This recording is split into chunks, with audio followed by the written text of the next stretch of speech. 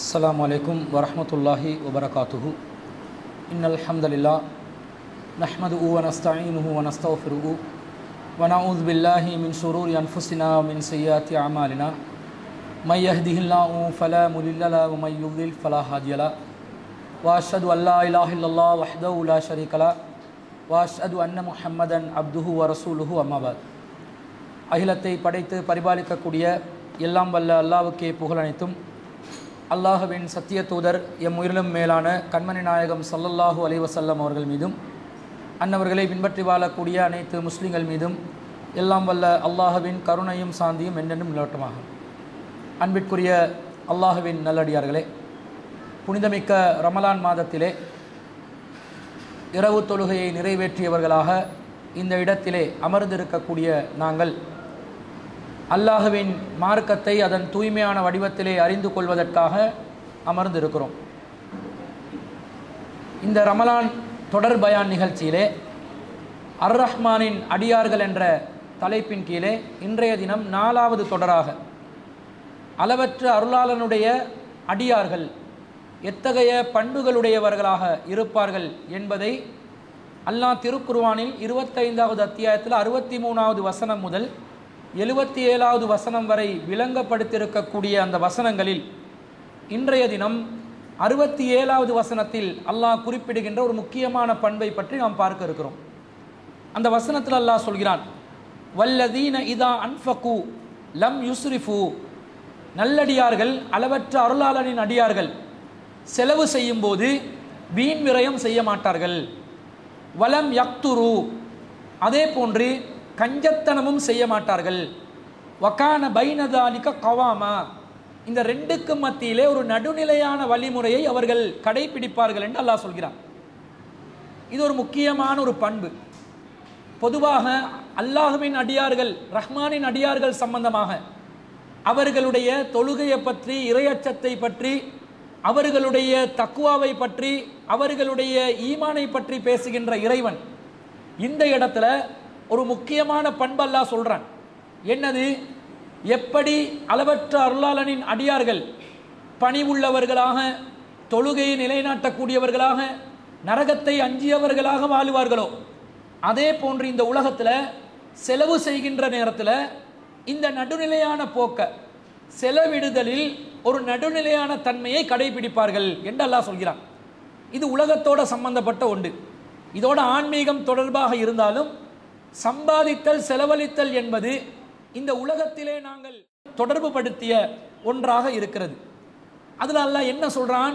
செலவிடும் போது எனக்கு பணம் இருக்குது, காசு இருக்குது, நான் தான் சம்பாதித்திருக்கிறேன், நான் நினைச்ச மாதிரி செலவழிக்கலாம், அல்லது நான் அதை சேமித்து வைத்துக் கொள்வேன், நான் தான் அதை மிச்சம் பிடிப்பேன், அதற்கு உரிமையாளர் நான் தான் என்ற 2 விதமான எல்லைகளை தொடாமல் செலவழிப்பதாக இருந்தாலும் அதை அழகான முறையில் வீண் விரயம் இல்லாமல் செலவழிக்கக்கூடிய நிலையிலும், வீணான காரியங்களுக்கு செலவழிக்காமல், அபத்தமான காரியங்களுக்கு செலவழிக்காமல், மார்க்கத்துக்கு முரணான காரியங்களுக்கு செலவழிக்காமல், அல்லாஹ்வின் கோபத்தை சம்பாதிக்கக்கூடிய காரியங்களுக்கு செலவழிக்காமல், அவசியமற்ற நிலையில் செலவழிக்காமல் இருக்க வேண்டும்.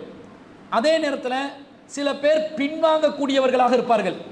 கருமித்தனம் செய்வார்கள், கஞ்சத்தனம் செய்வார்கள், கைகளை இறுக்கி வைத்துக் கொள்வார்கள், தேவைப்படுகின்ற இடத்தில் கூட செலவழிக்க மாட்டார்கள், தேவைக்காக வேண்டி செலவழிப்பதை கூட 10,000 காரணங்களை சொல்லி பின்வாங்குவார்கள். இப்படிப்பட்ட நிலையில் கஞ்சத்தனம் பிடித்தவர்களாக இருக்கக்கூடாது. 2க்கும் நடுநிலையான ஒரு நிலையை கடைபிடிக்க வேண்டும் என்று அல்லாஹ் சொல்றான். ஏன் என்று சொன்னா 17வது அத்தியாயத்தில் 29, 30 ஆகிய வசனங்கள் அல்ல இதுக்கு ஒரு காரணம் சொல்றான். வலா தஜ்அல் யதக மக்லூலா, உமது கைகளை நபியே களத்தில் கட்டப்பட்டதாகவும் ஆக்காதீர். இப்படி இறுக்கி வச்சு கொள்றது, களத்தில் கட்டப்பட்டதுண்டா இப்படியே இறுக்கி கைகளை வச்சு கொள்வது, அப்படியே ஆக்கி கொள்ளாதே. இலா உனுக்கிக்க, உம்முடைய கைகளை களத்தில் கட்டப்பட்டதாகவும் ஆக்கி கொள்ளாதே. வலா தப்சுதுஹா குல்லல் பஸ்தி, ஒரே அடியாக கையை விரிக்கவும் செய்யாது. ஒரே அடியா செலவழிக்கிறோம் என்ற பேர்ல வாரி வழங்கி ஒன்றுமில்லாத ஓட்டாண்டியாகவும் இருந்து விடக்கூடாது. அதே நேரத்தில் செலவழிக்காம அப்படி கைகளை இறுக்கி வைத்துக் கொள்ளவும் கூடாது. அப்படியானால் ஃபதகுத மதூமன் மஹ்சூரா, நீங்கள் இழிவடைந்தவராக அப்படியே வறுமைக்கு உட்பட்டு அமர்ந்து விடுவீர்கள். செலவழிக்கிறதுக்கு என்றது ஒரு டெக்னிக்கை மூமீன்கள் கடைபிடிக்க வேண்டும். எதுக்கு செலவழிக்கிறோம்? தேவையான காரியமா? செலவழிக்காமல் இருப்பது அல்லாஹ்வுடைய தண்டனைக்குரியதாக ஆகிவிடுமா என்பதை சிந்தித்து சிந்தித்து ஒவ்வொரு நேரத்திலும் செலவழிப்பதும் இஸ்லாத்தில் ஒரு கட்டளை. நீங்க நான் நினைச்ச மாதிரி எல்லாம் இஸ்லாத்தில் வாழ முடியாது. எல்லாத்துக்கும் ஒரு வரையறையை அல்லாஹ் தஆலா சொல்லி வைத்திருப்பதை தந்திருப்பதை பார்க்கிறோம். காரணம், இன்ன ரப்பக யப்சுத்துர் ரிஸ்க லிமன் யஷா, அல்லாஹ் நாடியவர்களுக்கு செல்வத்தை தாராளமாக வழங்குவான். வயக்திரு, நாடியவர்களுக்கு அளவுடன் வழங்குவான். இன்னஹு கான பி இபாதிஹி ஹபீரன் பஸீரா, அவன் தனது அடியார்கள் மீது நன்கறிந்தவனாகவும் நன்கு பார்க்கக்கூடியவனாகவும் இருக்கிறான் என்று அல்லாஹ் சொல்கிறான். நீங்க எப்படி செயல்படுறீங்கன்றது அல்லாஹ்க்கு தெரியும். அல்லாஹ் தந்த சொத்து செல்வம் பார்த்து சரியா நடுநிலையா நீங்க நடந்துக்கோங்க என்று சொல்லி அல்லாஹ் சொல்றத பார்க்கிறோம். இதுக்கு அடிப்படையான காரணம் என்ன? ஏண்ட சொத்தை நான் தான் இஷ்டத்துக்கு செலவழிக்கணும், அதுக்கும் இஸ்லாம் வரம்பு போடுதா? ஜக்காத்தை கொடுக்க சொன்னா சரி, சதக்காவை கொடுக்க சொன்னா சரி, அது என்ன செலவழிக்கிறதுல அளவு பார்த்து தான் செலவழிக்கணும் என்றது? எதையுமே செலவழிக்காம மிச்சம் பிடிச்சாலும் அதுக்கும் கண்டனம் தெரிவிப்பதென்று என்னுடைய சொத்து விஷயத்தில் அல்லாஹ் எப்படி என்னை கண்ட்ரோல் பண்றான் என்ற மாதிரி ஒரு கேள்வி உங்களுக்கு வரலாம். அந்த கேள்வி வருவதற்கு சாத்தியமில்லாத அளவுக்கு அல்லாஹ் இந்த பொருளாதார விஷயத்தில் ஒரு தத்துவத்தை நமக்கு சொல்லி தருகிறார். என்ன தத்துவம்? எல்லா செல்வங்களுக்கும் சொந்தக்காரன் அல்லாஹ் தான். அல்லாஹ்வுடைய தான் சொத்து. நம்முடையதா சொத்து?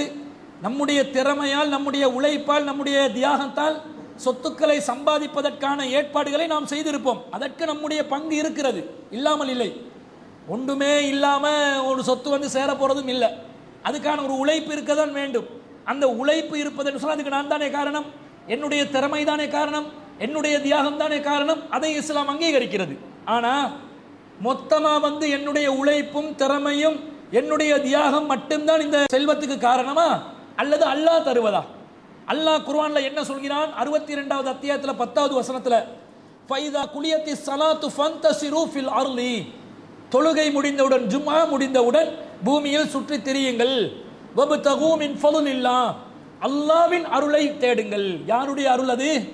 அல்லாஹ்வுடைய அருள். சொத்து செல்வம் என்பது, ரிஸ்க் என்பது அல்லாஹ் தந்த ஒன்று, நீங்களா பெற்றுக்கொள்ளக்கூடிய ஒன்று இல்லை. அதை நீங்க தேடி எடுக்க போறீங்க. அல்லாஹ் தான் வச்சிருக்கிறான், அதை நீங்க தேடி கைப்பற்ற போறீங்க என்ற நிலைப்பாட்டை இஸ்லாம் சொல்லி தருகிறது. அப்ப நாங்க சொத்துக்கு சொந்தக்காரன் அல்லாஹ் இருக்கும்போது அவன் எப்படி செலவு செய்ய சொல்றான் அப்படிதான் செலவு செய்யணும். ரெண்டாவது அல்லாஹ் சொல்றான் சூரத்து ஷூரால 42வது அத்தியாயத்தில் 12வது வசனத்தில், லஹு மகாலீது சமாவாத்தி வல் அர்லி, அவனுக்கு தான் வானங்கள் மற்றும் பூமியின் திறவுகோள்கள் இருக்கின்றன. பரக்கத்துடைய திறவுகோல் யாருக்கிட்ட இருக்குது? அந்த கீஸ் எல்லாம் அல்லாஹ்விடம் தான் இருக்கிறது. யப்சுத்துர் ரிஸ்க லிமன் யஷா வ யக்திர், அவன் நாடியவர்களுக்கு தாராளமாக கொடுப்பான், நாடியவர்களுக்கு அளந்து கொடுப்பான். ரிஸ்க் தாரது அல்லாஹ். அதனுடைய கருவூலங்களுடைய திறவுகோள்கள் அல்லாஹ் தான் வைத்திருக்கிறான். யாருக்கு கொடுக்கணும் என்றது அல்லாஹ் தீர்மானிப்பானே தவிர நீங்க உங்களோட திறமையை வச்சு தான் தீர்மானிக்கிறீங்கன்றது இல்லை என்று அல்லாஹ் சொல்கிறான். உலகத்தில் நீங்க பார்ப்பீர்கள், வசதியாக இருப்பவர்கள்ல பெரும்பாலானவர்கள் ரொம்ப திறமசாலிகள் என்றதும் இருக்காது. கொஞ்சம் ஏதோ ஒரு விதத்தில் ஒரு அளவு டேலண்ட் இருக்கும். பெருசா அவங்க நினைக்கிற அளவுக்கு கோடி கோடியா வந்து கொட்டுற மாதிரி இருக்காது. சில வியாபாரிகள் சொல்வார்கள், நான் வானான்னு சொல்ல சொல்ல அல்லாஹ் தந்து கொண்டே இருக்கிறான். ஏண்ட காதுக்கு கேட்கிறதுக்கு நிறைய பேர் சொல்லியிருக்கிறாங்க. அப்படி சில வியாபாரிகள் எழுத்தறிவு இல்லை, படிப்பறிவு இல்லை, அந்த கல்விக்கான தகமைகள் இல்லை. ஆனால் என்ன சொல்றாங்க? எனக்கு 4-5 கடை இருக்குது, அந்த ஊர்லையும் இருக்குது, கொழும்புலையும் இருக்குது, நிறைய வச்சிருக்கிறேன், அல்லாஹ் வானான்னு சொல்ல சொல்ல தந்து கொண்டே இருக்கிறார் ஒரு நல்ல ஒரு வியாபாரி சொன்னார். அவர் பெரிய ஒரு நுணுக்கமான வியாபாரத்தில் கூட ஈடுபடலை, எல்லாரும் செய்கிற ஒரு வியாபாரத்தில் தான் ஈடுபடுகிறார். அப்போ என்ன புரிஞ்சு கொண்டோம்? இவருக்கு ரிஸ்கை யார் அளக்கிறா? அல்லாஹ் தான் அளக்கிறான். இவர் நினைக்கிறதை விட இவர் தேடாத விஷயங்கள் எல்லாம் அல்லாஹ் கொண்டு வந்து தருகிறான். அப்ப அல்லாஹ் தருகிறான் என்றால் அல்லாஹ் தான் அந்த செல்வத்தை செலவழிப்பது குறித்தும் தீர்மானம் கொடுப்பான் என்றதை பார்க்கிறோம். இன்னும் சொல்ல போனால் 11வது அத்தியாயத்தில் 6வது வசனத்தில் அல்லாஹ் சொல்கிறான், வமா மின் தாபத்தின் ஃபில் அர்லி இல்லா அலல்லாஹி ரிஸ்குஹா. சுப்ஹானல்லாஹ். இந்த பூமியில இருக்கக்கூடிய எந்த ஒரு உயிரினமாக இருந்தாலும் அந்த உயிரினத்தின் ரிஸ்க் யாரிடம் இருக்கிறது? அல்லாஹ்விடம் தான் இருக்கிறது. எல்லா உயிரினங்களுக்கும் ரிஸ்க் கொடுப்பவன் அல்லாஹ். உயிரினங்களுக்கே, தாம்பத்துகளுக்கே, பகுத்தறிவில்லாத ஜீவன்களுக்கே அல்லாஹ் ரிஸ்கை வைத்திருக்கும் பொழுது பகுத்தறிவு உள்ளவன் நான் தான் ரிஸ்கை தேடிக்கொள்றேன் எப்படி மார்த்தட்டி கொள்ளலாம்? மார்த்தட்டி கொள்ள முடியாது. அப்படி என்றால் நீங்கள் வீண் விரயம் செய்யாமல் கருமித்தனம் படாமல் இரண்டுக்கும் நடுநிலையான ஒரு செலவினத்தை தான் செய்ய வேண்டும் என்பதை அல்லாஹ் விதித்த கட்டளையை ஏற்றுக்கொண்டுதான் ஆகணும். காரணம், அல்லாஹ் அதற்கு உரிமையாளனாக இருக்கிறான். அப்ப வீண் விரயம் செய்யக்கூடாதுன்னு இருக்குது. எது வீண் விரயம்? எங்களோட தேவைக்கு சாப்பிடுறது வீண் விரயமா? தேவைக்கு ஒரு வீடை கட்டி கொள்றோம் வீண் விரயமா? வசதியாக ஒரு வீடை கட்டி கொள்றோம் வீண் விரயமா? இல்லை. இஸ்லாம் அடிப்படையான தேவைகளுக்காக உணவு, உடை, உறைவிடம் என்பது நாம் அமைத்துக் கொள்ளலாம். சுலைமான் நபி அலைஹிஸ்ஸலாம் அவர்கள் மிகப்பெரிய அரண்மனைகளை கட்டியிருந்தார்கள். அவர்களுடைய அந்த அரண்மனையை பார்த்து பக்கத்து நாட்டு ராணி கூட வியந்து போற அளவுக்கு தன்னுடைய கீழாடையை உயர்த்தி தண்ணீர் வருகிறதோ தெரியா என்று நினைக்கும் அளவுக்கு கீழே போட்டிருக்கிற அந்த காலத்தில் என்ன டெக்னாலஜியில் போட்டாங்களோ தெரியா, நதி நீரோடுவதை போன்று இருக்கிறது, ஆனால் நடந்து வரலாம் என்ற அளவுக்கு ஒரு டெக்னாலஜியை பயன்படுத்தி ஒரு அரண்மனையை வைத்திருந்தார்களா இல்லையா? எல்லா விதமான பொருளாதார வசதியும் அவர்களுக்கு கிடைத்ததா இல்லையா? குதிரைகள் அணிதிரட்டப்பட்டதா இல்லையா? பறவைகள் அணிதிரட்டப்பட்டதா இல்லையா? போதுமென்ற அளவை தாண்டி அவர்களுக்கு செல்வம் இருந்ததா இல்லையா? இருந்தது. அப்ப அது நபிமார்களே அதை பயன்படுத்தி இருக்கிறார்கள் என்றா அது ஹராமா? ஹராம் இல்லை. நமக்கு தேவையான, நாம் சம்பாதிக்கக்கூடிய, நமக்கு வசதி படக்கூடிய விதத்தில் ஒன்றை செலவழித்து வாங்குவது வீண் விரயத்தில் வராது. எதுல வீண் விரயம் வரும் என்றால், ஆடம்பரமாக நாங்கள் சிலதுகளை செய்வோம். என்ன ஆடம்பரம்? பெருமை அடிச்சு, அடுத்தவங்களை இழிவா நினைச்சு, அவங்களுக்கு இல்லாத வசதி நமக்கு இருக்குது என்ற கர்வத்தோட, ஆணவத்தோட, மமதையோட செய்யக்கூடிய செலவினங்கள் இருக்கிறதே, இதை இஸ்லாம் வீண் விரயம் என்கிறது. அதே போன்று யாராவது நம்மளை மெச்ச வேண்டும் என்பதற்காக வேண்டி, பேருக்காக வேண்டி நாங்கள் செலவழிப்போம். தேவை இருக்காது. ஒரு பாதையில ஒரு பாடசாலை கட்டுவதற்காக ஒரு தெருவிலே வசூல் செய்வார்கள்.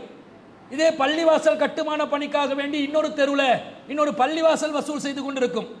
இவர் எதுக்கு காசை கொடுப்பாரு?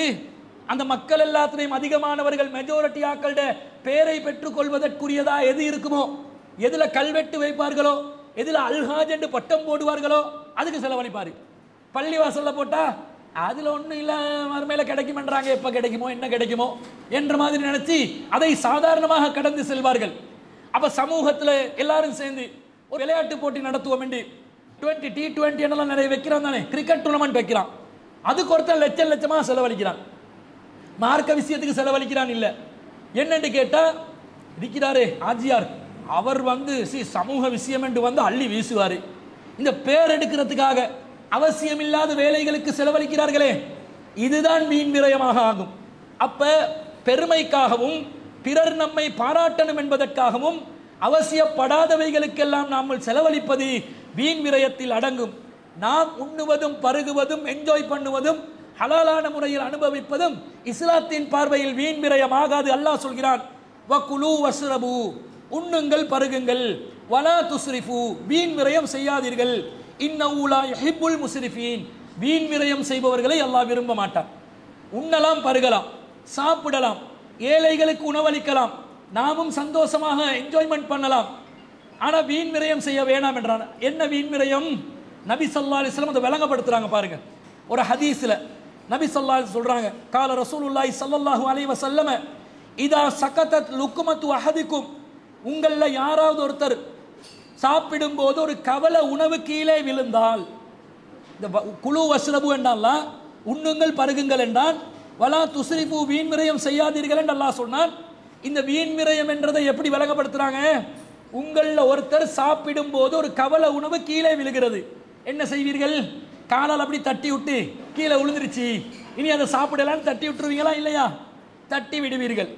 ரசூலுல்லாஹ் சொல்றாங்க, அப்படி செய்யாதீர்கள். ஃபல் யௌஹுதுஹா ஃபல் யுமித் மா பிஹா மினல் அதா, அதை நீங்கள் கைகளால் எடுங்கள், அதிலே பட்டிருக்கக்கூடிய அசுத்தமான ஏதாவது இருந்தால் அதை நீங்கள் தட்டி விடுங்கள், ஊதி தட்டி விடுங்கள். தட்டிவிட்டு வல் யகுல் வலா யதஅ லிஷைத்தான், அதை சாப்பிடுங்கள், சைத்தானுக்காக அதை விட்டு விடாதீர்கள் என்று ரசூல் ஸல்லல்லாஹு அலைஹி வஸல்லம் சொல்ற செய்தியை முஸ்னத் அஹ்மதுல 13869வது செய்தியா பார்க்கிறோம். இப்படி நாங்கள் நடக்கிறோமா? வீட்டில் எவ்வளவு சாப்பாடு ஆக்குறோம், எவ்வளவு கொட்டுறோம், வீசுறோம், குப்பையில் கொட்டி விடுகிறோம். அண்டை வீட்டாருக்கு ஒரு பிகான் சோறு கொடுக்கறதுக்கு நமக்கு வக்கில்ல, மனசு இல்லை. ஆனா நாம் நமக்காக வேண்டி என்று சமைத்த அந்த சமையலில் சாப்பாடு எவ்வளவு குப்பை கூடங்களுக்கு செல்கிறது. இதை இஸ்லாம் அங்கீகரிக்குமா? அப்ப நீங்க ஒரு அளவை பார்த்துக் கொள்ளணும். குடும்பத்தில் உள்ளவங்களுக்கு சமைக்கிறதா இருந்தால் எந்த அளவில் சமைக்க வேண்டும், இஸ்ராஃப் பண்ணாத முறையில் சமைத்தலை நீங்கள் அமைத்துக் கொள்ள வேண்டும். அப்படி மீதமான மாதிரி நிலை வந்தால் என்ன செய்யணும், அதை சதக்கா பண்ணியாவது விடணுமே தவிர நாங்க சாப்பிட்றது அடுத்தவனுக்கு கிடைக்க கூடாது என்று பெருமை அடிச்சு அதை குப்பையில போட்டீங்கன்னு சொன்னா அங்கே வீண் விரயம் நடக்கிறது. அவ சாப்பிட்றதுக்காக நீங்க வாங்குறதா இருந்தா தேவையான அளவுல தான் வாங்கணும். அதிகபட்சமாக பேருக்காக புகழுக்காக 10 பேர் இருக்கக்கூடிய இடத்துல 20 பேருக்கு சாப்பாடு வாங்கினீங்கன்னு வைங்க, அது எதுல வந்து சேரும், இஸ்ராஃபில் வந்து சேரும். இதை கவனத்தில் கொண்டு ஒரு மூமின் முஸ்லிம் வாழ வேண்டும் என்பதை நமக்கு இஸ்லாம் சொல்வதை பார்க்கிறோம். அதே போன்று 6வது அத்தியாயத்தில் 141வது வசனத்தில் அல்லாஹ் சொல்கிறான், குலு மின் சமரிஹி இதா அஸ்மர, நீங்கள் பலவிதமான அறுவடைகளை செய்வீர்கள், பழங்களை பல பயிர்களை அதை விதைத்து அதனுடைய அறுவடைகளை பெற்றுக்கொள்வீர்கள். அந்த அறுவடைகளை பழம் காய்க்கின்ற நேரத்தில் குலு மின் சமரிஹி இதா அஸ்மர, அதனுடைய பழங்களை அறுவடையின் போது நீங்கள் சாப்பிட்டுக் கொள்ளுங்கள். தாராளமாக சாப்பிடுங்க, அனுபவிங்க, உங்களோட தானே, நீங்க தானே அந்த விளைச்சல்ல விட்டீங்க, உங்களுக்குரியது தானே, அது சாப்பிடுங்கள். ஆனா வஆது ஹக்கஹு யௌம அஸாதிஹி, அதை அறுவடை செய்யும் நாளில் யார் யாருக்கு கடமைகளை நிறைவேற்ற வேண்டுமோ அந்த கடமைகளை நிறைவேற்றி விடுங்கள். ஏழைகளுக்கு தான தர்மம் செய்யுங்கள், ஜகாத்தை கொடுத்து விடுங்கள், உறவினர்கள் எதிர்பார்த்து கொண்டிருப்பார்கள் அவர்களுக்கு கொடுத்துருங்க. அப்ப அக்க நிறைவேற்றிய நிலையில் நீங்கள் அனுபவித்துக் கொள்ளுங்கள். நீங்களும் அனுபவித்து ஹக்கையும் நீங்கள் நிலைநாட்டினால் அது உங்கள் மீது குற்றமில்லை. காரணம் வலா துஸ்ரிஃபு, வீண் விரயம் செய்யக்கூடாது. இன்னஹு லா யுஹிப்புல் முஸ்ரிஃபீன், வீண் விரயம் செய்பவர்களை அல்லாஹ் விரும்ப மாட்டான் என்று அல்லாஹ் சொல்கிறான். அப்ப நாங்க எதுவாக இருந்தாலும் அனுபவித்துக் கொள்ளலாம் ஹலாலான முறையில். ஆனா நாம செய்ய வேண்டிய கடமைகளை, ஹக்குகளை, பொருளாதாரத்தின் மீது அல்லாஹ் நமக்கு சுமத்திய கடமைகளை நிறைவேற்றியவர்களாக அதை செய்ய வேண்டும் என்பதை நாம் பார்க்கிறோம். அந்த யார் யாருக்கு நாங்கள் அந்த ஹக்குகளை நிறைவேற்ற வேண்டும் என்றால் 17வது அத்தியாயத்தில் 26வது வசனத்தில் அல்லாஹ் சொல்கிறான், வஆதீதல் குர்பா ஹக்கஹு, உறவினர்களுக்கு அவர்களுடைய ஹக்கை கொடுத்து விடுங்கள். குடும்பத்தில் நிறைய பேர் இருப்பான், அவனுக்கு நீங்க தர்மம் பண்ணாம ரோட்ல உள்ள அடுத்தவங்களுக்கு தர்மம் பண்றதுல அர்த்தம் இருக்குதா? இவன் சால எரிய மாட்டான், அவன் கண்ணால அதை பார்த்து பொறாமப்பட்டு அவன் உங்களுக்கு எதிரானவனா மாற மாட்டான். முதல்ல உறவினர்களுக்கு தர்மங்களை செய்யுங்கள், அவங்களுக்குரிய ஹக்கை சரியான முறையில் கொடுத்து விடுங்கள்.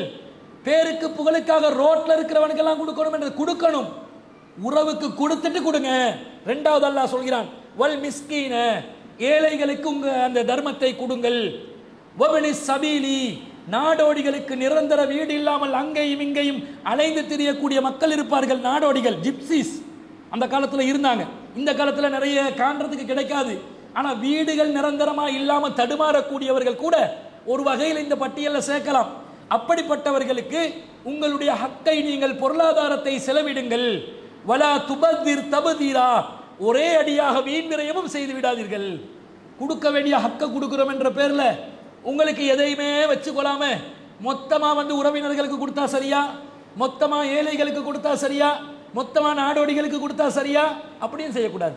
உங்க குடும்பம் இருக்குது, அதை எதிர்பார்த்து இருப்பாங்களே, உங்க மனைவி மக்கள் இருக்கிறாங்களே, அவங்க உங்களை தங்கி தான் இருக்கிறாங்க, அவங்களுக்கு செய்ய வேண்டிய ஹக்க செய்யாம இப்படியும் போயிடக்கூடாது.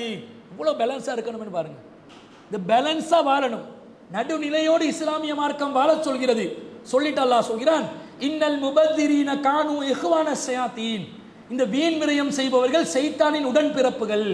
ஏன்னா நீங்க இஸ்ராப் செய்யும் போதெல்லாம் அதனுடைய பலன்களை அனுபவிக்க கூடியவன் சைத்தான். அப்ப நீங்க சைத்தானுக்கு ஏன் சம்பாதிச்சு கொடுக்குறீங்க?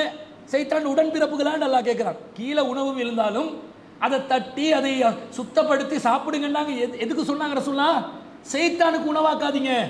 சைத்தானுக்கு நீங்கள் உணவாக்காத விதத்தில் உங்களுடைய பொருளாதாரத்தை நீங்கள் அமைத்துக் கொள்ள வேண்டும் என்பதை அல்லாஹ் தஆலா குர்ஆன்ல சொல்றதை பார்க்கிறோம். நபி ஸல்லல்லாஹு அலைஹி சொல்றாங்க, குலு, நன்றாக உண்ணுங்கள், அனுபவிங்க, அது வீண் விரயத்தில் வராது.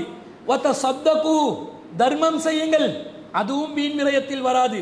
ஃபீ கைரி இஸ்ராஃபின் வலா மஹீலத்தின், ஆனா வீணா தர்மம் என்ற பேர்லையும் வீணா செலவழிச்சிடக்கூடாது, பெருமைக்காக செலவழிச்சிடக்கூடாது. சதக்கா செய்யறோம் என்ற பேர்லையும் வீணா செலவழிச்சிடக்கூடாது, பெருமைக்காக செலவழிச்சிடக்கூடாது. வதஸத்தகு வ அல்பசு, தர்மம் செய்யுங்கள், ஏழைகளுக்கு ஆடைகளை எடுத்து கொடுங்கள். அதுவும் இஸ்லாத்தில் வருது. ஆடைகள், உணவு மட்டும் இல்லை, ட்ரெஸ்ஸும் எடுத்து கொடுக்கணும். வசதி இல்லாதவர்களுக்கு. அதுவும் இஸ்லாத்தில் உள்ள ஒரு தர்மம் தான்.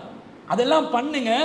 இந்த பண்ற காரியத்தில் கூட அடுத்தவங்களை பெருமை பீத்தணும், அடுத்தவங்க கிட்ட நீங்க பெரிய ஆளா காட்டிக்கொள்ளணும் என்ற அந்த பெருமையும் இருக்கக்கூடாது. அளவு கடந்து போயிடவும் கூடாது. ஊரில் உள்ளவங்களுக்கு ட்ரெஸ் வாங்கி கொடுக்க போறோம்னு சொல்லி கடன் பட்டு வாங்கி கொடுக்கலாமா? முடியாது. அப்ப இஸ்ராப்ல போய் நின்று. ஊர் உள்ளவனுக்கு தர்மம் கொடுக்க போறேன்ற பேர்ல நான் கடன் பட்டு கொண்டு தர்மம் செய்யலாமா? முடியாது. அதுவும் வீண் விரயத்தில் போயிடும்.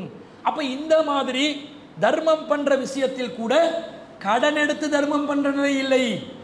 நீங்கள் அடுத்தவன் கிட்ட பெருமைக்காக வேண்டி தர்மம் பண்ற நிலை இல்லாமல் உங்களுடைய மனதை சரியான ஒரு நடுநிலையான நிலையில் வைத்துக் கொள்ள வேண்டும் என்பதை இந்த செய்தியில பார்க்கிறோம். அப்துல்லா இப்னு அம்ர் ரலியல்லாஹு அன்ஹு அறிவிக்கிறாங்க, நசாயில 2512வது செய்தி. இப்ப கணவன் மனைவி வாழ்ற வாழ்க்கையில ரெண்டு பேரும் பிரியக்கூடிய ஒரு சூழ்நிலை ஏற்பட்டாலும் இஸ்லாம் என்ன சொல்லுது? மத்தா என்ற ஒரு தொகையை கொடுக்கணும் என்று சொல்லுது. இந்த தொகையை கொடுக்கிற விஷயத்துல கூட அல்லாஹ் ஒரு ரூல்ஸை சொல்றான். இந்த ரூல்ஸ் தான் பொதுவாகவே நாங்கள் குடும்பம் நடத்தும் போது எப்படி நடத்தணும் என்றதுக்குரிய அளவுகோல். மத்தா கொடுக்கும் போது தான் நல்லா இதை சொல்றான். விவாகரத்தாகும் போது கொடுக்குற அந்த கம்பன்சேஷன் தொகை, அதுக்கு அல்லாஹ் போட்ட ரூல்ஸ்லையும் ஒரு குடும்பத்துக்கு செலவழிக்கிறதை எப்படி பண்ணலாம் என்றது அல்லாஹ் சொல்றான். 65வது அத்தியாயத்தில் 7வது வசனம், லியுன்ஃபிக் து சாத்தின் மின் சாத்திஹி, எவனுக்கு வசதி இருக்குதோ அவன் தன்னுடைய வசதிக்கு ஏற்ற மாதிரி செலவழிக்கட்டும். வமன் குதிர அலைஹி ரிஸ்குஹு, எவனுக்கு செல்வம் சுருக்கி வைக்கப்பட்டுள்ளதோ ஃபல் யுன்ஃபிக் மிம்மா ஆத்தாஹுல்லாஹு, அல்லாஹ் அவனுக்கு வழங்கிய செல்வத்திலிருந்து செலவழிக்கட்டும். விவாகரத்து செய்யப்படும் போது கூட உங்களால் முடிஞ்ச சக்திக்கு உட்பட்ட தொகையை வசதியானவன் கொடுங்க. உங்களுக்கு வசதி இருந்தால் கொடுங்க. ஏழையா இருந்தால் அவன் சக்திக்கு எது உரியதோ அந்த அளவில் தான் அதை கொடுக்க வேண்டும் என்று அல்லாஹ் சொல்கிறான். அப்ப இந்த கன்செப்ட்ல தான் ஒரு குடும்பம் நடத்துறதா இருந்தாலும் குடும்பம் நடத்துறோம், குடும்பத்துக்கு செய்ய வேண்டிய கடமை இருக்குது. மனைவி மக்களுக்கு தேவையான உணவு, உடை, இருப்பிடம், வசதிகள் ஏற்பாடு செய்து கொடுக்க வேண்டும். அதுவும் எப்படி? வசதியான ஒருத்தர் அவருடைய வசதிக்கு ஏற்ற மாதிரி, வசதியில குறைவானவர் அவருடைய சக்திக்கு உட்பட்ட விதத்தில். இந்த வசதி குறைவானவர் அவர் அளவு கடந்து வசதியான ஒருத்தருடைய நிலைக்கு போய் கடன் பட்டு கொண்டு ஒரு குடும்பத்தை கட்டி காக்கணும் என்று இஸ்லாம் சொல்லிச்சா? சொல்லல. ஏன்? கடனுக்கு யாரு பொறுப்பு? அவர் தான் பொறுப்பு. நாளை குடும்பம் கடன் அடைக்காட்டி யாரு மறுமையில மாட்டி கொள்வாங்க? சம்பந்தப்பட்டவர் தானே மாட்டுவாரி. அப்ப மற்றவங்க யாராவது பாரம் சாட்டி போகலாமா? போக முடியாது. அப்ப அவங்களோட வசதிக்கு ஏற்ற மாதிரி தான் நீங்க வாழ்க்கையிலும் வாழணும். அதுலேயும் நீங்கள் வரம்பு மீறி விட்டீர்கள் என்றால், கடன்பட்ட அவசியமற்ற நிலைக்கு நீங்கள் சென்று விட்டீர்கள் என்று சொன்னால் அதுவும் வீண் விரயமாக ஆகும். அதிலும் கவனமாக இருக்க வேண்டும். அதே நேரத்தில் இந்த மார்க்க பணிகளுக்காக செலவழிப்பது, இதுல மிச்சம் கவனமா இருக்கணும். இதுல வீண் விரயத்தில் யாரு மார்க்க பணியில் யாராவது வீண் விரயமா கேட்க போறானா? கேட்க மாட்டான். ஆனா சில பேர் அதுலேயும் வீண் விரயம் பண்றாங்க. என்ன செய்வான்? நோன்பு காலத்துக்கு லைட்டை போடுறான்.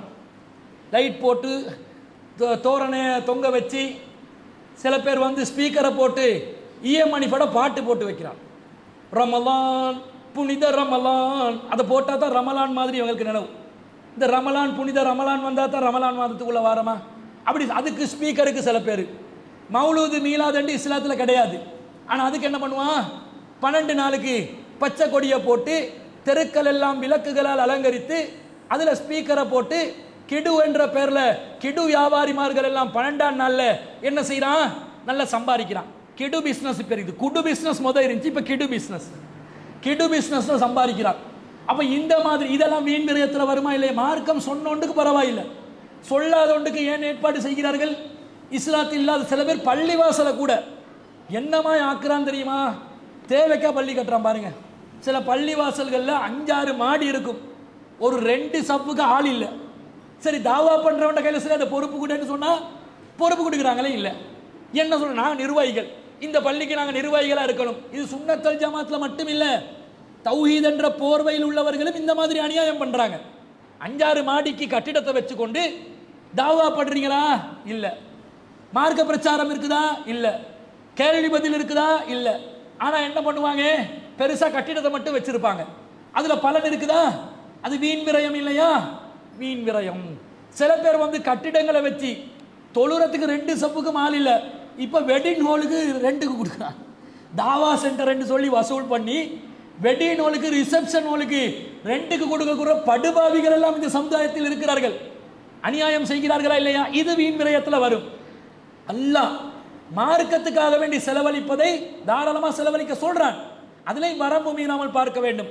நபி ஸல்லல்லாஹு அலைஹி சொல்றாங்க, கால் அல்லாஹு அஸ்ஸ வஜல்ல, மகத்துவமும் மாண்பும் மிகுந்த அல்லாஹ் சொல்கிறான், அன்ஃபிக், ஆதமுடைய மகனே எனக்காக நீ செலவழி. அல்லாஹ் கேட்கிறான், எனக்காக நீ செலவழிக்க கூடாதா? உன்ஃபிக் அலைக்க, நான் உனக்காக செலவழிப்பேன். நீ எனக்காக செலவழி, நான் உனக்காக செலவழிக்கிறேன். அந்த உனக்காக செலவழிக்கிறேன் என்று சொன்ன இறைவன் எப்படி எல்லாம் எங்களுக்கு செலவழிச்சிருக்கிறான் தெரியுமா? வக்கால, நபி ஸல்லல்லாஹு அலைஹி வஸல்லம் சொல்றாங்க, யதுல்லாஹி மலா லா யகீலுஹா நஃபகா, அல்லாஹ்வின் கரங்கள் நிரம்பியுள்ளது, நிரம்பிய நிலையில் இருக்கிறது. செலவிடுவதால் அல்லாஹ்வுடைய செல்வம் குறைய போவதே இல்லை. சஹா உல் லைல வன் நஹார், இரவிலும் பகலிலும் அவனுடைய அருள் மலையை, நிஅமத்துகளை அல்லாஹ் அடியார்களுக்கு பொழிந்து கொண்டே இருக்கிறான் என்று நபி ஸல்லல்லாஹு அலைஹி சொல்லி கேட்கிறாங்க. அரஐத்தும் மா அன்ஃபக முந்து ஹலக ஸமாவாதி வல் அர்ல், இந்த வானங்களையும் பூமியையும் படைக்கப்பட்ட நாளிலிருந்து இன்று வரைக்கும் அல்லாஹ் செலவழிக்கிறான் என்று சொன்னால் நினைத்து பாருங்களே, ரசூலுல்லாஹ் சொல்றாங்க. அதை சிந்தித்து பாருங்கள். அரஐத்தும், அதை சிந்தித்துள்ளீர்களா? வானம் பூமி படைக்கப்பட்ட நாளிலிருந்து அவனுடைய அடியார்களுக்காக வேண்டி அல்லாஹ் செலவழித்துக் கொண்டிருக்கிறான்.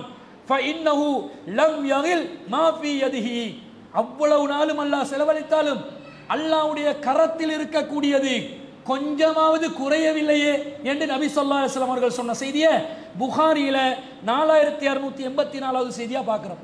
அவன் மார்க்கம் என்று வரும்போது அல்லாஹ் சொல்கிறான், அன்ஃபிக், எனக்காக நீ செலவழி. எனக்காக செலவழி என்றா அல்லாஹ்வுடைய மார்க்கத்துக்காக செலவழிக்க சொல்றான்.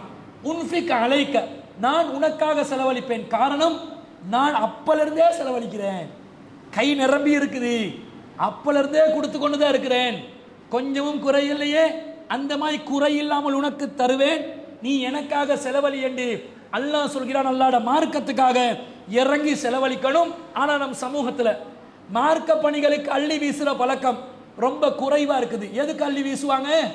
ஆடம்பரங்களுக்கும் பகட்டுகளுக்கும் ஆடம்பர திருமணங்களுக்கும் கெட் டுகெதர் என்ற பேர்ல இப்ப புதுசா ஒரு ட்ரெண்ட்ல ஒரு சகோதரர் சொன்னாரு, ரமலான் ட்ரிப் என்று ஒன்று போட்டுறான். ரமலான் ட்ரிப் என்னது? ரமலான் ட்ரிப் ரமலான்ல மகரிபுக்கு இஃப்தார் முடிச்சுட்டு போறது எங்கேயாவது ஒரு ஊருக்கு, நைட் அடிச்சு கொண்டு போயிட்டு சஹர செய்யறது, சுபோ தொழுந்துட்டு படுக்கிறது, லோருக்கோ அசருக்கோ எழும்பி அதுக்கு பிறகு மகரிப் வர காட்டும் என்ன சரி உண்ட விளையாட்டு என்ன சரி விளையாடிட்டு இஃப்தார் ஒன்றை வச்சுட்டு ரிட்டர்ன் வாரது. ரமலான் ட்ரிப்பா? இவங்க என்ன யோசிக்கிறாங்க? என்ஜாய்மெண்ட் பண்ணணும். இந்த ரமலான் மாதத்தில் அமல் செய்யக்கூடிய காலத்தில் இது இவங்களுக்கு தேவையா? சிந்திக்கிறது இல்லையா? அல்லாஹ் பத்தி பயத்தோடு நடந்து கொள்றது இல்லையா? எதுக்கு கெட் டுகெதர் ஆகுறன்றது தெரியல. அதுக்கு நீ போடு 10,000, நான் போடுறேன் 10,000, இப்படி எட்டு போட்டு வீணாக செலவழிப்பார்கள். அவசியமற்ற கெட் டுகெதர்கள். அதே போன்று கைவசத்தில் எதையுமே வச்சு கொள்ளாம கூட கடன்பட்டு செலவழிக்கக்கூடிய நிலையில் பல விருந்துக்கள், விருந்து போடுவாங்க. கல்யாணம் என்று வந்தா சகன்கள், எத்தனை சகன்? நாங்க 60 சகன். அதெல்லாம் சப்ப மேட்ரு. 60 சகன் எல்லாம் ஒரு சகனா, ஒரு 200 சகன் போடுவோம், ஒரு 300 சகன் போடுவோம். சில இடங்கள் 1000 சகன் போட்டாக்கள் எல்லாம் இருக்கிறாங்க. என்ன காட்டுறாங்க? எங்களுக்கு வசதி இருக்குது, நாங்க செய்வோம். வசதி இருந்தா செய்யுங்க, மார்க்கம் தடுக்கலாமா? வீணா செய்யலாமா? வீண் விரயம் பண்ணலாமா? சாப்பாடு குப்பலை கொற்ற அளவுக்கு நீங்க விருந்து வைக்கலாமா? வைக்க கூடாது. இதுல கவனமாக இருக்க வேண்டும். அவர்கள் தான் ரஹ்மானின் அடியார்கள் என்று அல்லாஹ் சொல்கிறான். அடுத்தது என்ன? செலவழிக்கிறதுல தாராள மனமோட இருந்தாலும் கவனமா இஸ்ராப் இல்லாம செலவழிக்கணும் என்று சொன்ன அல்லாஹ், சில பேர் இருக்கிறாங்க எச்சி கையில காக்கா விரட்டாத மக்கள், அவங்களுக்கு அல்லாஹ் சொல்கிறான், கஞ்சத்தனம் செய்யக்கூடியவர்களாக நீங்க இருக்கக்கூடாது. அல்லாஹ்வின் பாதையிலே தர்மத்தை நீங்கள் தாராளமாக அள்ளி வீச வேண்டும். எப்படி கர்மிகளாக நீங்கள் இருந்தால், கைகளை பொத்திக் கொள்ளக்கூடியவர்களாக இருந்தால் என்ன நடக்கும்? உங்களுக்கு நடக்கக்கூடிய விளைவுகளை அல்லாஹ் பட்டியல் போடுகிறான். என்ன போடுறான்னு பாருங்க. அல்லாஹ் சொல்கிறான், வலா யஹ்ஸபன்னல்லதீன யப்ஹலூன பிமா ஆதாஹுமுல்லாஹு மின் ஃபضலிஹி, அல்லாஹ் தன்னுடைய அருளிலிருந்து யாருக்கு தர்மத்தை வழங்கி செல்வத்தை வழங்கி இருக்கிறானோ அவர்கள் அதிலே கஞ்சத்தனம் செய்வதை நல்லதாக நினைத்து விடக்கூடாது. பல் ஹுவ ஷர்ருல் லஹும், மாறாக அது அவர்களுக்கு தீங்காக இருக்கிறது, கெட்டதாக இருக்கிறது.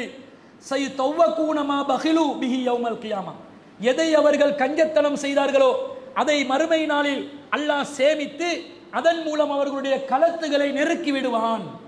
நீங்க செல்வங்களா சேர்த்து வச்சுக்கிட்டு வைங்க. அல்லாத ஒரு மெட்டீரியலாக்கி எடுத்து அதை ஒரு களத்துல போட்டு ஒரு இருக்கொண்டு இருக்கிறான்னு வைங்க. ஏன்? இவன் கருமித்தனம் செய்தவனாக களத்துல தானே கையை போட்டு கொண்டிருந்தான். செலவழிக்காம இப்படி களத்துல கையை இறுக்கி கொண்டு இருந்தானா? நீ உலகத்துல கையை இறுக்கி கொண்டு இருந்தாய், மறுமையில வாராசா உன்னை வந்து உன்னுடைய செல்வத்தாலேயே நீ கஞ்சத்தனம் செய்த பொருட்களாலேயே உன்னை களத்தை போட்டு நான் இறுக்கி போடுறேன் என்று அல்லாஹ் தஆலா கடுமையாக எச்சரிப்பதை நாங்கள் திருக்குர்ஆன்ல 3:180 பார்க்கிறோம். 4:37 அல்லாஹ் என்ன சொல்றான்? அல்லதீன யப்குலூன, யார் கஞ்சத்தனம் தானும் செய்து வயஅமுரூன அன்னாஸ பில் புக்லி, மக்களுக்கும் கஞ்சத்தனத்தை ஏவுவார்களோ. சில பேர் இருப்பான், அவனும் செலவழிக்க மாட்டான். இன்னொருத்தர் செலவழிக்கிறதுக்கு பேசுறது இருந்தா, ஆஜியர் அவசரப்படாதீங்க, என்ன நடக்குதுன்னு பார்ப்போம் சொல்லுவான். அவசரப்பட்டு சொல்லிடாதீங்க, என்ன நடக்குதுன்னு பார்த்து முடிவு எடுப்போம் என்று செலவழிக்க 20,000 ரூபாய் கொடுக்கணும்னு நினைச்சவன் 5,000 ரூபாய் கொடுக்க விடுவான். இவன் 5 ரூபா சரி கொடுக்க மாட்டான். இப்படி யாரும் தானும் கஞ்சத்தனம் செய்து பிறனுக்கும் கஞ்சத்தனத்தை ஏவுவார்களோ, வயக்துமூன மா ஆத்தாஹுமுல்லாஹு மின் ஃபதுலிஹி, அல்லாஹ் தனக்கு தந்திருக்கக்கூடிய செல்வத்தை யார் மறைத்து வைக்கிறார்களோ.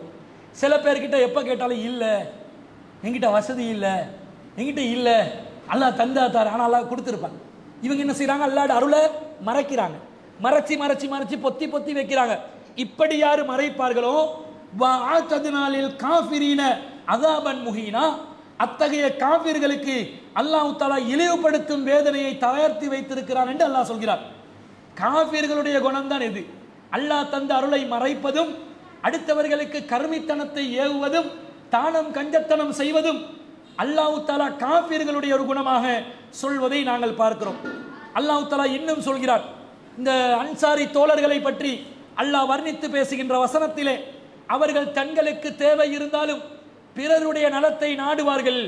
வயூசிரூன அலா அன்ஃபுஸிஹிம் வலவ் கான பிஹிம் ஹஸாஸா, அவர்கள் தங்களுக்கு பொருளாதாரத்தின் மீது கடுமையான தேவை இருந்தாலும் பிறருக்காக வேண்டி அதை என்ன செய்வார்கள்? வழங்கி விடுவார்கள்.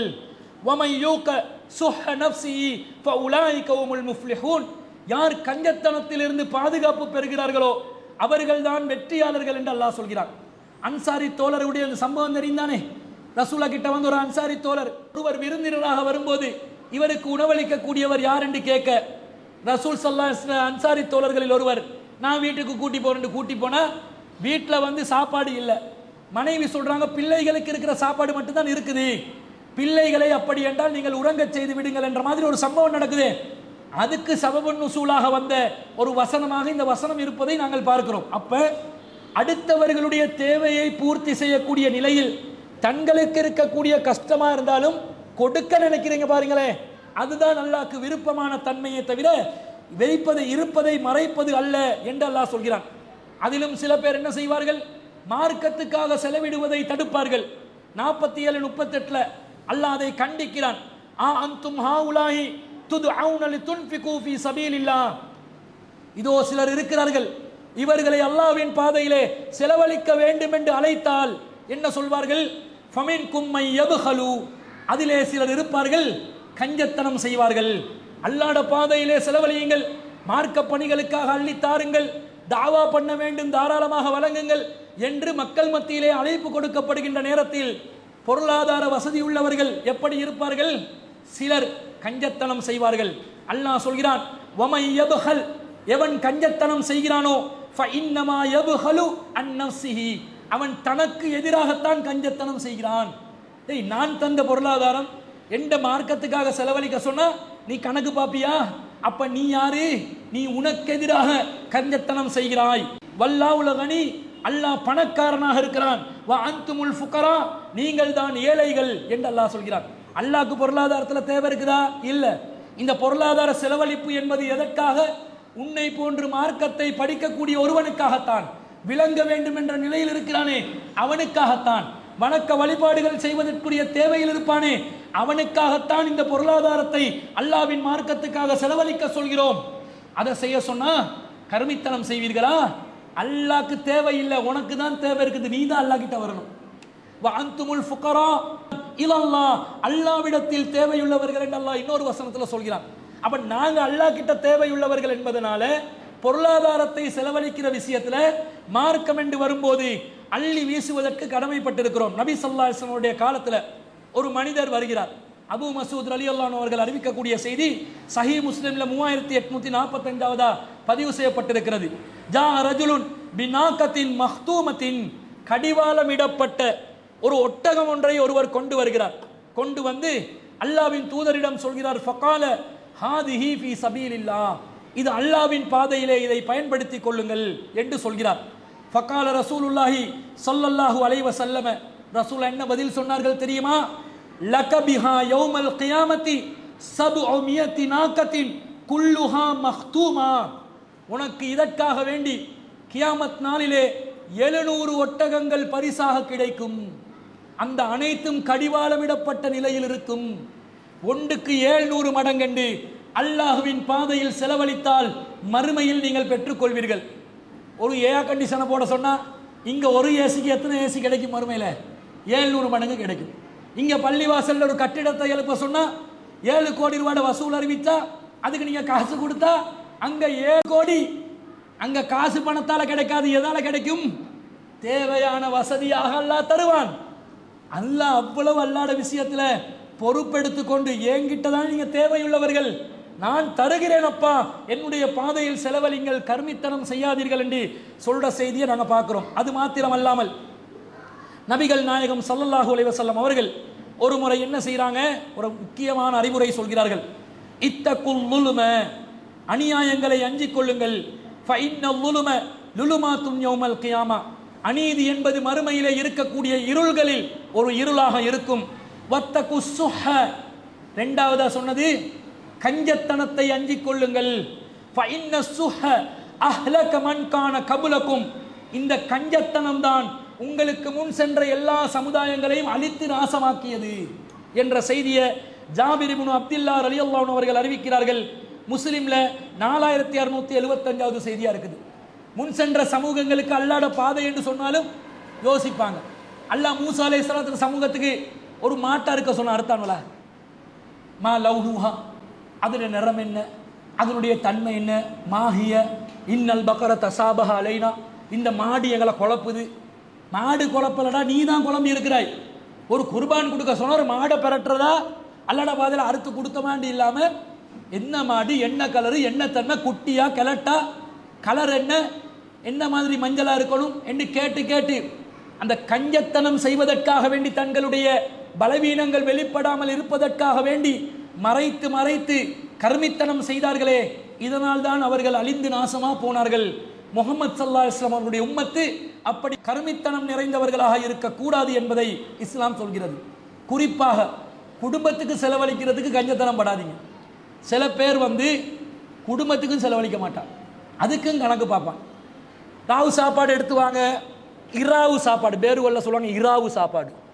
இராவு சாப்பாடு, இரவு சாப்பாடு என்ன எடுத்து வாங்கன்னு கேட்டால் புள்ளையில் எத்தனை பார்த்து 4, உனக்கு ஒரு பராட்டா, உனக்கு ஒரு பராட்டா, 4 பேருக்கு 4 பராட்டா சாப்பிடு, சம்பளம் செய், பாதி தேங்காய் தான் எடுக்கணும், முழு தேங்காய் எடுக்கக்கூடாது. இப்படியெல்லாம் கணக்கு பார்க்குறவங்க இருக்கிறாங்க. இந்த மாதிரி வாழ்க்கை ஓட்டலுமா? இந்த மாதிரி செஞ்சால் நல்லா இருக்குமா? ஆனால் உனக்காக வேண்டி நம்பி வாழ வந்தவங்க தானே செலவழிக்கணும், நீ தானே அவர்களை, அந்த உன்னுடைய உழைப்பால் அவர்களை வழிநடத்தணும். இதை செய்வதை பார்க்குறோம். இந்த மாதிரி மனசு கருமித்தனமாக நிறைஞ்சிருக்கிறவங்களை எல்லாம் சேஞ்ச் பண்ணுறதுக்காக வேண்டி ரசூல்லா ஒரு அறிவுரையை சொல்கிறாங்க. இந்த செய்தி புகாரில் 55வது செய்தி அபு மசூத் ரலியல்லாஹு அன்ஹு அறிவிக்கிறாங்க. இதா அன்ஃபக ரஜுலு அலா அஹ்லிஹி யஅ்தஸிபுஹா, ஒரு மனிதன் தனது குடும்பத்துக்காக வேண்டி செலவழிக்கின்றான், நன்மையை எதிர்பார்த்தவனாக. செலவழி, சும்மா இல்லாமல் இதுக்கு நன்மை கிடைக்கட்டும் என்று சேர்த்து செலவழி. அப்படி செலவழித்தா ஃபஹுவ லஹு சதகா, அது அவருக்கு சதக்காவாக அமையும். நீங்கள் ரோட்டில் பிச்சைக்காரனுக்கு தர்மம் கொடுக்கணும் என்றதோ அல்லது பெரிய பெரிய தர்மங்களை தான் செய்யணும் என்றதோ இல்லை. குடும்பத்துக்கு கடமையை தான் நிறைவேற்றுறீங்க, சாப்பாடு தான் கொடுக்குறீங்க, இருப்பிடம் தான் செய்கிறீங்க, உடை தான் வழங்குறீங்க. அதை செலவழிக்கிறது என்ன நினைச்சு செலவழிக்கணும்? இதுக்கு எனக்கு நன்மை கிடைக்கணும் என்று நினைத்து செலவழித்தால் அதுவே உங்களுக்கு சதக்காவாக தர்மமாக அமையும் என்று சொன்ன மார்க்கம் இஸ்லாமிய மார்க்கம்.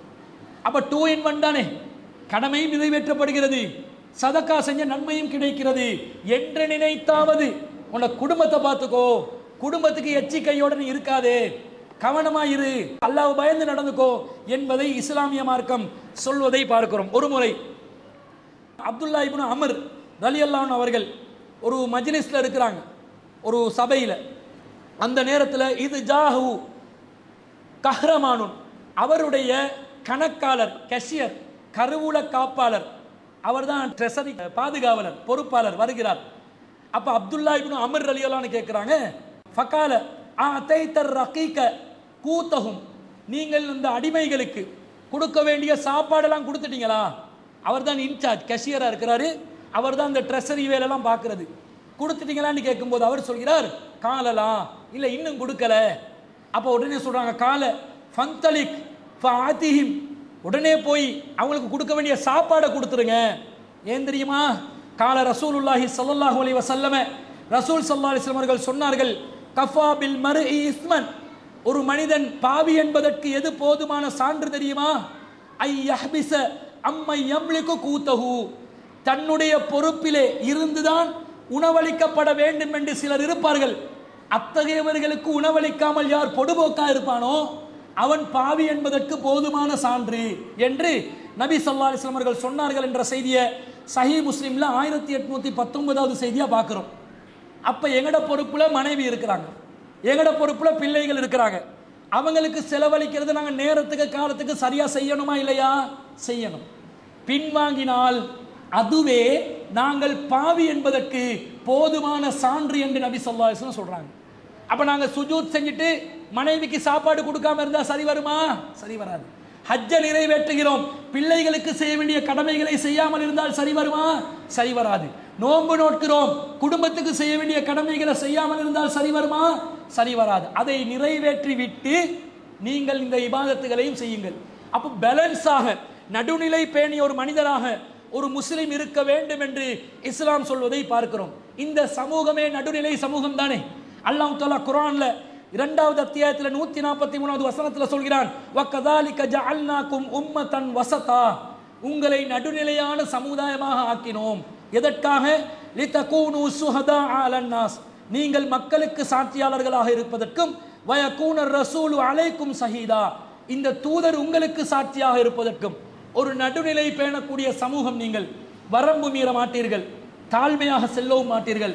அல்லாஹ் சொன்ன கட்டளையில் நின்று நடுநிலையுடன் நடந்து கொள்வீர்கள். நடுநிலை என்று சொன்ன உடனே மார்க்கத்தை கடைபிடிக்காமல் இருக்கணும் என்று அர்த்தம் இல்லை. சில பேர் விரலை அசைக்கிறார்கள், சில பேர் அசது சொல்லும் போது விரலை நீட்டுகிறார்கள். நான் நடுநிலையை பேணுகிறேன் என்று சொல்லி அத்தையாத்திர ஒன்றும் பண்ணாம விரலை இப்படி பொத்தி கொண்டு இருந்தா சரி வருமா? சரி வராது. என்று அதுல நபி வழி இருக்குது, வழிகாட்டல் இருக்குது. வழிகாட்டலை செய்யணும். எதுல வரம்பு மீறக்கூடாது? விரலை அசைக்கிறது நபி வழி. அசைப்பான் பாருங்க, விரலை கலண்டு வீசிப்பட்டு போற மாதிரி, அந்த மாதிரி செய்யறது வரம்பு மீறுதல். அப்ப வரம்பும் மீறக்கூடாது, சுண்ணாவையும் விட்டுறக்கூடாது, நடுநிலையும் பேணக்கூடிய மக்களாக நாங்கள் இருக்க வேண்டும் என்று இஸ்லாம் சொல்கிறது. இதைத்தான் அல்லாஹ் இன்னொரு இடத்திலையும் நமக்கு விளங்கப்படுத்துறான். 17வது அத்தியாயத்தில் 110ல் வலா தஜ்ஹர் பி ஸலாத்திக வலா துஹாஃபித் பிஹா, நீங்கள் பிரார்த்தனையில் ஈடுபடும் பொழுது, தொழுகும் பொழுது உங்களுடைய சப்தத்தை மிகவும் அதிகமாகவும் உயர்த்தாதீர்கள். வலா துஹாஃபித் பிஹா, அதை அப்படியே குறைத்து ரகசியமாகவும் செய்யாதீர்கள். வபுதகி பைன தாலிக சபீலா, ரெண்டுக்கும் இடைப்பட்ட ஒரு நடுநிலையான வழியை கடைபிடியுங்கள் என்று அல்லாஹ் சொல்கிறான். அப்ப இங்கேயும் பிரார்த்தனையில கூட, தொழுகையில கூட ஒரு நடுநிலை போக்கை நீங்கள் செய்ய வேண்டும். அதே போன்று சூரத்துல் லுக்மான் 31வது அத்தியாயத்தில் 19வது வசனத்துல வக்ஸித் ஃபீ மைசிக, நடக்கும் போது நடுத்தரமாக நடப்பீராக. ரொம்ப மேல மேல நெஞ்ச தூக்கொண்டு ஓவரா பில்டப்ல நடக்கவும் கூடாது, கூனி குறிஞ்சு கொண்டு தலையை குனிச்சு கொண்டு எங்கேயாவது போயிட்டு தூண்ல முட்டிடவும் கூடாது. ஒரு நடுநிலையான நட, ரோட்ல நடக்கணும். வஅலுல் மின் சௌத்திக, குரலை தாழ்த்தி கொள்ள வேண்டும். இன்ன அன்கரல் அஸ்வாத்தில சௌத்துல் ஹமீர், குரல்கள்ல கெட்ட மோசமான வெறுக்கத்தக்க குரல் கழுதையின் குரல். கழுதை கத்துறதை கேட்டு ரசிக்கலாமா? ரசிக்க இயலாது. அப்போ ஒரு கெட்ட வெறுக்கத்தக்க குரலாக கழுதட குரல் இருக்குது. அந்த மாதிரி கழுதை போல கத்தாதே. நடுநிலையாக பேச்சுவார்த்தை நடத்துறதா இருந்தாலும் சரி, நடப்பதாக இருந்தாலும் சரி, கொடுப்பதாக இருந்தாலும் சரி, அல்லாட மார்க்கத்தில் நாங்கள் மார்க்கத்தை எத்தி வைக்கக்கூடியவர்களாக இருந்தாலும் சரி, ஒரு நடுநிலை பேணக்கூடிய சமூகமாக நாம் இருக்க வேண்டும் என்பதை இஸ்லாம் சொல்லுது. இது இபாதுர் ரஹ்மானின் ஒரு முக்கிய பண்பு. பேலன்ஸான ஒரு வாழ்க்கையை வாழணும், பேலன்ஸான முறையில் எங்களோட வாழ்க்கையை கொண்டு போகணும். வீண் விரயமும் செய்யக்கூடாது, கஞ்சத்தனமும் செய்யக்கூடாது. நடுவான ஒரு நிலையை கடைபிடிச்சு வாழ்க்கையை கொண்டு போனா இழிவானவர்களாக நாங்கள் வறுமைக்குட்பட்டு அமரமாட்டோம். அல்லாவின் பாதையிலே செலவழித்தவர்களாக நாங்கள் ஆகுவோம். சைத்தானின் உடன்பிறப்புகளாக நாங்கள் ஆக மாட்டோம். மார்க்கத்துக்காக பாடுபட்டவர்களாக ஆகுவோம். அல்லாஹ் சொன்ன இந்த வசனத்துக்கு ஏற்ற மாதிரி வாழ்ந்த மாதிரியும் இருப்போம், குடும்பத்தை கவனித்த மாதிரியும் இருக்கும், தர்மம் செய்த நன்மையும் கிடைக்கும், இந்த உலகமும் கிடைத்து மறுமையும் கிடைக்கும். இந்த வசனத்தின்படி நாங்கள் வாழ்ந்தோம் என்றால், அத்தகைய ரஹ்மானின் அடியார்களாக நீங்கள் விரும்புவதாக இருந்தால் உங்களுடைய பணப்பையை, காசோலையை, உங்களுடைய காசு பீரோக்களை அல்லாவின் மார்க்கத்துக்காக அல்லாஹ் விரும்பும் விஷயத்திலே செலவிடுங்கள். அதிகப்படியான வீண் விரயமான காரியங்களில் செலவழிப்பதை தவிர்த்து கொள்ளுங்கள். உங்களுடைய வாழ்க்கையிலே கஞ்சத்தனம் ஒரு துளியளவும் இல்லாமல் அல்லாஹ்வுடைய மார்க்கம் என்று வரும்போது தாராளமாக செலவழிக்கக்கூடியவர்களாக ஆகிக் கொள்ளுங்கள். குறிப்பாக நன்மையான காரியம் என்று வரும் பொழுது அள்ளி வீசுங்கள்.